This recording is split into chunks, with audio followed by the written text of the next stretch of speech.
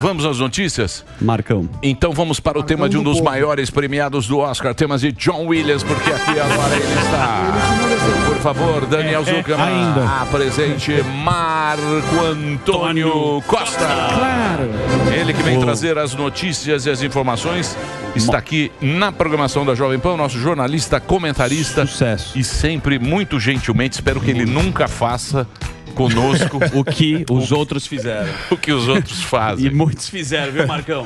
A gente não sabe se a gente dá muita moral, porque depois você pode apunhalar nas costas e vai viver no Clube Harmonia. Vazar um áudio. Vamos torcer por você. Boa tarde, pessoal. Boa tarde, Emílio. Tudo bem com vocês? Tranquilo. Mas Semi-tranquilo. Semi-tranquilo. Semi-tranquilo. clima ruim. Eu vou repercutir aqui algumas notícias e sempre comentando, e vou querer o apoio do Dana no final. Dami, eu tô fazendo um lindo trabalho no BBB também para levantar uma renda. Eu sou o cara que se atrapalha lá com as coisas. Então vamos lá. Fala, o presidente do Senado, Rodrigo Pacheco, recebe ex-ministros do meio ambiente de FHC, Lula e Dilma. Nesse caso, ele recebeu aqui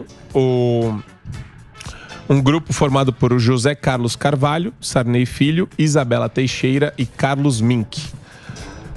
Esse pessoal, Emílio, foi lá debater com o presidente do Senado sobre temas como mineração em terras indígenas, licenciamento ambiental e regularização fundiária.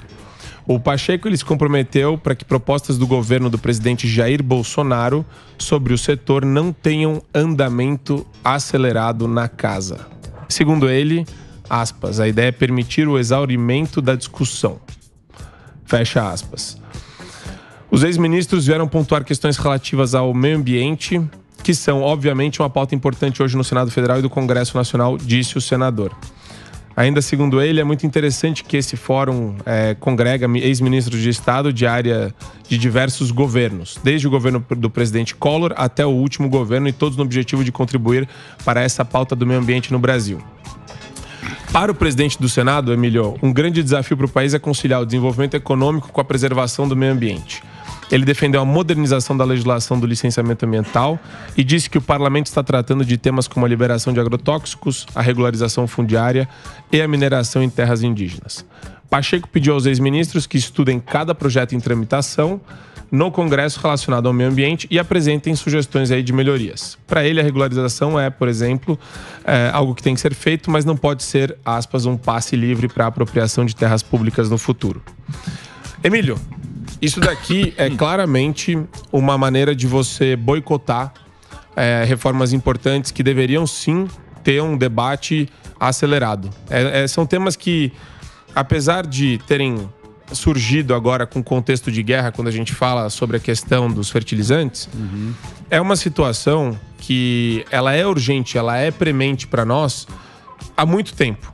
É que esses debates, eles acabam sendo, de alguma forma, deixados de lado ou escanteados para questões que não são prioridade, não são a necessidade em termos de reforma estrutural aqui no Brasil. Então você tem lá CPI da Covid, Sami. Sim. CPI da Covid, aquela algazarra. O Aziz, Renan Calheiros, Randolfo Rodrigues, aquela festa. Colocam o velho da van lá transmissão ao vivo. De roupa normal. O cara faz, juro por Deus, ele ficou 20 minutos mostrando foto do Luciano Hang. Palanque com fotos, com roupas normais. É um negócio patético, assim. E, enquanto isso, esses temas que deveriam ser debatidos lá no Congresso não são. Daí vem o Rodrigo Pacheco, o governo, no afã de aprovar a reforma, coloca isso daí na pauta e ele fala, não, vamos segurar. Isso acontece muito no Supremo Tribunal Federal. Pautas que eles não acham interessantes dar celeridade, ele pede vista ao ministro e fica no gabinete dele lá sentado, às vezes, durante anos. A gaveta. E a gente vai pagar na gaveta. E a gente paga a conta. Então, às vezes, tem matérias tributárias, Sami, que são relevantíssimas no Supremo Tribunal Federal. O ministro vai lá, pede vista dos autos do processo e senta. E precisa investigar se não tem lobby para saber por que umas entram, exatamente, outras entram. Porque não tem um critério bem definido, né? Então, prioridade, né? É um poder que precisa ser questionado, sim. E outra coisa que cansa também é essa balela do ministro, do Rodrigo Pacheco, de falar... eles chamam o pessoal que é enviesado ideologicamente e quer pautar como se não, ele estivesse realmente preocupado com a rapidez e a velocidade do licenciamento ambiental e de temas prementes aí da agenda ambiental. Na verdade, ele levou um monte de alarmista, ambientalista e ecochato lá para conversar com ele, e que a gente que hoje... É engraçado, né? Mas ele não colocou ninguém dentro do governo ou que tem alguma filiação com a pauta atual do governo para estar nesse ambiente também. Posso falar uma coisa para vocês? Mas é claro. Posso falar? Claro, sabotagens daqui. Vocês falam muito. Tem um nome, sabotagem. Vocês falam muito. Vocês falam. As pessoas estão no carro ouvindo. Eu também ouço. Tá bravo? Mas fala também bastante. Oi? Você também fala bastante. Não, mas eu falo... Não nessa hora. Não. Eu falo claramente o que é. Isso. Não vai passar nada. É isso aí. O objetivo é derrubar o Bolsonaro. Ficar na draga. O objetivo de todos os caras que estão lá é derrubar, é parar o Bolsonaro. É brecar tudo, é parar o jogo. Por exemplo, eu tenho uma notícia aqui que eu darei brevemente para vocês aqui agora. Claramente. Renanzinho entrou no jogo. Renanzinho pediu agora ao STF suspensão do orçamento secreto sob risco irreparável às eleições. Ou seja, ele solicitou ao Luiz Fux, do Senado, que suspenda a execução das emendas até o fim da disputa, em outubro, ou até o julgamento do mérito do seu pedido. Ou seja, é para parar o jogo para o Bolsonaro não crescer e o Lula ganhar a eleição. Então, é isso aí, bichão. Lula lá. É Lula lá. E o negócio de cair... Certo, meu querido? Certo, vamos lá. Então não vai passar nada. Não adianta ficar com essa conversa. Não adianta nem pedir. Não fica bravo. Não adianta ler bonito o TP. Fazer manifestação. Deixa eu falar uma coisa pra você, querido ouvinte, querido telespectador. Não adianta nem ficar bravo. Não adianta nem ficar bravo. Aceita. Aqui, e eu tenho que reiterar só que a gente é sempre a favor de qualquer tipo de aprofundamento investigativo, seja qual for o tema. Então, existe algum indício, Emílio, que se apure, mas eu vou me filiar aqui à tese que o Salles colocou. Isso é muito comum em Brasília, é normal todo mundo falar em nome de alguém, é normal eu chegar pro Daniel e falar: Daniel, esse daqui é o cara, hein, ó, esse daqui fala em meu nome. Fala com ele. Isso daí acontece com segundo, terceiro, quarto escalão, o pessoal Quem tem usa... a caneta. E o pessoal gosta de receber algum tipo de poder, ser empoderado de alguma forma e falar em nome de outrem. E o que mais tem é cara pedindo algo de terceiros, mostrando que tem algum tipo de poder ou influência sobre a pasta. Se isso virar... se você for apurar tudo isso daí de fato, nos governos estaduais, prefeituras, governo federal, você vai ver que tem muita coisa que é balela, entendeu? É normal. Mas é errado. É uma cultura esquisita. Se tiver triangulação, se tiver o problema lobby, pô. Se tiver triangulação e corrupção envolvida, que se apure e que se tenha prova disso. Mas o áudio em si não é prova de nada. Não, mas o segundo áudio, que não é do ministro da Educação, é de um dos pastores, que fala com o prefeito. Se quiser, tem aí, tá na pasta de ontem, inclusive, avisando a produção. O prefeito fala que foi pedido pelo um dos pastores 1 quilo de ouro, que vale mais ou menos 300 mil. É mais que dinheiro. Sim. E também ele pediu 10 mil para protocolar. Não dá para falar que o Ministério da Educação está envolvido, mas é evidente que é uma prática não republicana e que precisa de uma investigação. Exatamente. Isso não há dúvida. Cara, pesa quanto em ouro? Tem indícios de problemas. Agora, para concluir... 1 quilo em ouro? 1 quilo em ouro, porque era uma cidade que tinha, lá do Pará que faz mineração. E ouro que vale muito mais eu posso fazer dinheiro. uma coisa? De quem é o triplex? Da Jovem Pan. De quem é o triplex? Quem foi o triplex? Da Jovem Pan. De quem é o sítio de Atibaia? Olhando nos seus olhos. De quem é o sítio de Atibaia? Do papai. De quem é? Você conhece Atibaia? De quem é o sítio de Atibaia? O pedalinho. Não, tem que falar o nome completo. Tem que falar o nome completo. De quem é o sítio de Atibaia? De quem é o triplex? Você quer que eu fale a minha Tem o opinião? documento? Não Não tem o documento? Mas tem fotos. Tem o cara assinando eu roubei. Então, mas não tem o cara Mas visitando. enquanto não assinar eu roubei... Não, mesmo o cara que falou que roubou, devolveram. Exatamente. Assim, mesmo se o cara é réu, confesso. É aqui. O único que se deu mal foi o Serginho Cabral. Não tem escritura, mas também daqui a pouco também tá por aí. Não, mas é porque ele passou do limite. Você não pode, pelo que eu entendi, você pode roubar, mas não pode roubar não pode mais exagerar. Que os outros. Você não pode roubar sozinho. Qual é o limite do roubo? Muito bem. Você tem que ultrapassar sempre o limite da dúvida razoável, que é o que os americanos chamam, né, em qualquer julgamento penal lá. Então, a partir do momento que você ultrapassa a questão da dúvida razoável em prol da inocência da pessoa que está sendo acusada, mas é isso. Tem a escritura. Exato, você tem o ambiente circunstancial, os indícios, as delações. Tem a foto do cara visitando. Esse plexo de provas. Coisa dele. Vamos pra Europa? Vamos pra Europa. Vamos lá. Zelensky? Falar do gás. Não, de lado do Zelensky. Pô, eu tô triste com a história, viu? Critiquei o Zelensky, o pessoal tá achando que eu sou pró-Rússia, Emílio. Você é pró-Rússia? Não, eu só critiquei o Zelensky, porque não é flor que se cheire. O Zelensky? Não. O pessoal vai ficar bravo comigo agora. Foi esse martelo. Não mas no caso... Eu só falei que não é democrático você fechar os 11 partidos de oposição. Sim. Se alguém falar pra mim que isso é um ato democrático, a gente tá discordando. Só. Então Mas vamos lá.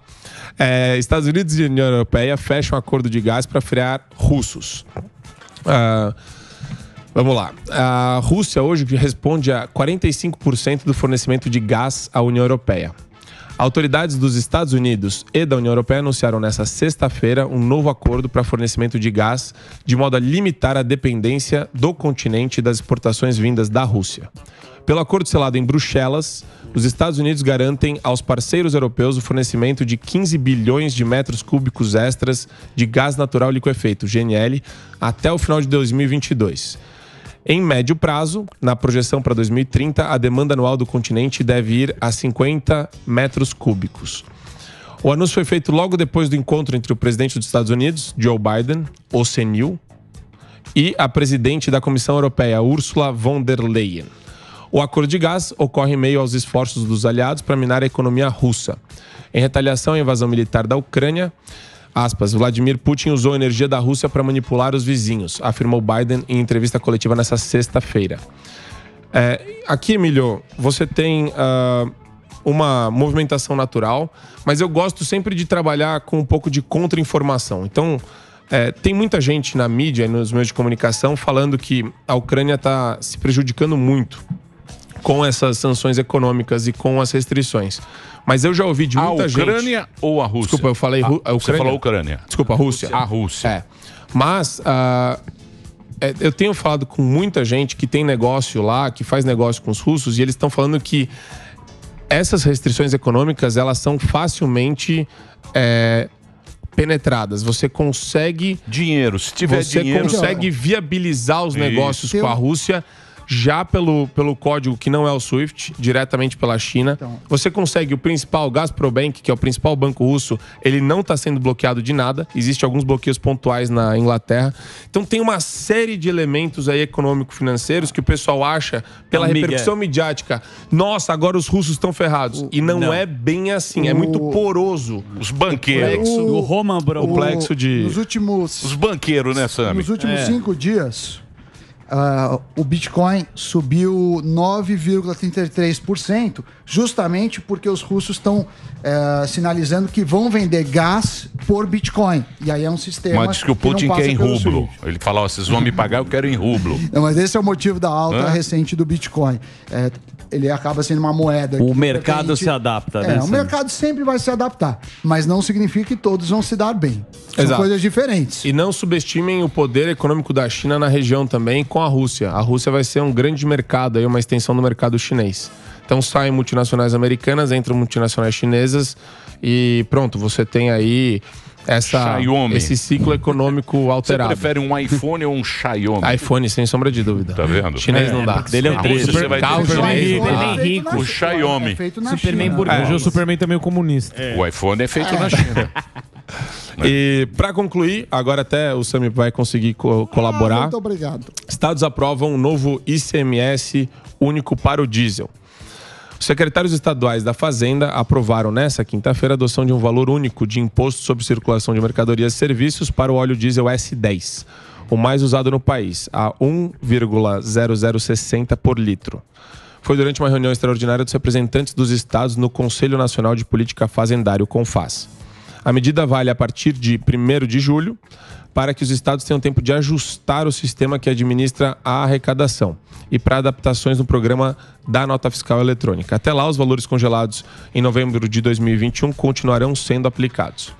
Já para gasolina, etanol e gás de cozinha, os governadores decidiram na última terça que vão manter o ICMS fixo por mais 90 dias. Caso não fosse estendido, o congelamento em vigor desde 1º de novembro acabaria no próximo dia 31. A prorrogação começa a valer agora no dia 1º de abril. A adoção da nova alíquota do diesel disciplina a lei complementar aprovada pelo Congresso e sancionada pelo presidente Jair Bolsonaro em 11 de março. A norma entendeu que as diferentes alíquotas estaduais estabelecidas em percentual vinham exercendo influência na alta dos preços dos combustíveis. Pelo novo formato, com o imposto fixado por litro, o custo será mantido sem impacto de variações comerciais no preço do combustível. Mesmo que o diesel aumente em uma eventual valorização no mercado internacional ou em razão da desvalorização do real, os estados não arrecadarão mais, como acontecia anteriormente. O consenso encontrado pelos estados foi considerado uma saída política que protege o caixa dos governos e que inicialmente não resultará em impacto significativo ao consumidor. Precisa mudar a regra disso pelo seguinte. Diga lá. Quando está subindo, você fixa preço, legal, você está fixando o preço, está subindo o petróleo, você não acompanha. Mas na hora que estiver caindo o petróleo, que a guerra dando uma aliviada, isso acontece. Eu conversei com o Adriano Pires, que para mim é o maior especialista no assunto, falou que fora da guerra teria um preço de $95, então muito abaixo dos $120 o barril que estava ontem. Eles estariam cobrando mais proporcionalmente do que antes. Então precisaria ter uma lei por faixas. Petróleo de tanto, tal o imposto. Petróleo de tanto, tal, sempre em reais e nunca em percentual. É um assunto complicado, porque, por outro lado, os estados precisam desse dinheiro. Mas, falando em estados, você viu o reajuste? Eles estão querendo reajustar servidores dos estados todos. Alguns reajustes de 33%, meio à pandemia. Você dá reajuste para você mesmo. Você é o Emílio, assina o salário do Emílio. Só que tem uma coisa, quem paga o salário do Emílio é a sociedade. E período pré-eleitoral também, claro, o interesse em você cooptar essas classes aí de servidores públicos para... exatamente. Existe uma moeda de troca política aí com o dinheiro do povo.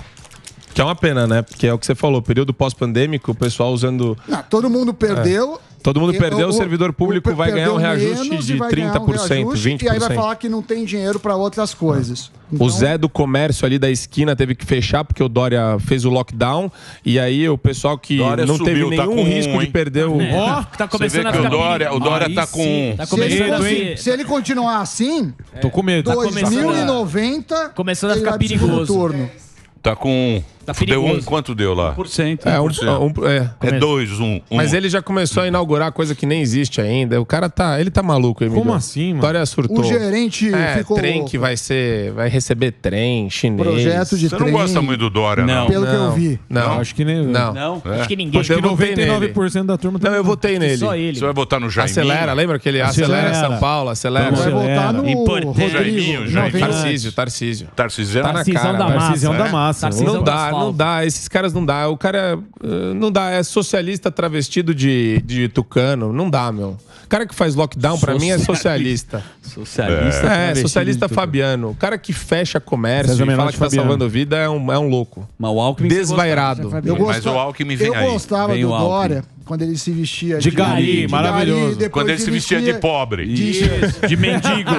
O Dória se vestiu muito de pobre, mas não pega. O cara é rico, aí ele finge. O cabelo é o mesmo. Aí ele quer dar um tomé pra fingir. Eu vou dizer uma coisa pra ele é da você. massa. Eu vou dizer uma coisa pra você. O Dória, quando se vestia de pobre, porque não tá no chip dele. Não combina. Ele põe a roupa de gari e tal. Mas não é só ele que faz isso. É que o cara tá com a roupa de gari. Muita gente não, mas ele de gari com ele puta Rolex. Tem gente até aqui da casa que já se vestiu de gari. Gari e Rolex. Aonde? E o cabelo penteadinho. Fala aí. Cara, se é de gari, tem 30 de Cavalcantes lá na sala dele principal. Mas o problema é comer a coxinha com a cara boa, que ele também não consegue. Não consegue comer coxinha com a cara boa. O café com leite da padaria ele também não consegue. Mas ele curte dançar também.